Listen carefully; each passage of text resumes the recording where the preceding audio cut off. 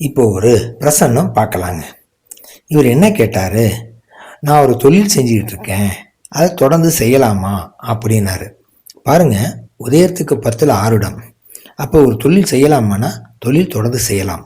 உதயாதிபதி அங்கேயே இருக்காரு, அப்போ இவர் தொழிலை தொடர்ந்து செய்யலாம். ஆனால் உதயத்தை நோக்கி கவிப்பு வருகிறது, அப்பன்னா இவர் அந்த தொழிலை கொஞ்ச நாளைக்கு செய்யாம இருக்கணும். கொஞ்ச நாள்னா எவ்வளவுன்னா கிட்டத்தட்ட ஒரு 3 வருஷத்துக்கு இந்த தொழிலை செய்யாம இருக்கணும் அப்படின்னு சொல்லியாச்சு. இவர் ஏற்கனவே வேலைக்கு போறாரு. உதயத்துக்கு 6ஆம் அதிபதி தான் வேலை, அது போய் 2ல் உட்காந்துருக்கு. அப்போ வேலை மூலமா இவருக்கு வருமானம் இருக்குன்னு தானே அர்த்தம். வேலை மூலமா ஒரு வருமானம் இருக்கு. ஆனாலும் இவர் சைடில் ஒரு தொழில் செய்கிறார். பாருங்க, 2ஆம் அதிபதி போய் 5ல் இருக்கு. 5னா கமிஷன் தொழில். அப்போ இவர் ஒரு கமிஷன் தொழிலும் செய்கிறாருன்னு அர்த்தம். ஆனால் அந்த கமிஷன் தொழிலை இவர் கொஞ்சம் 3 வருஷத்துக்கு தள்ளி வைக்கணும் அப்படின்னு அர்த்தம். நல்லதுங்க.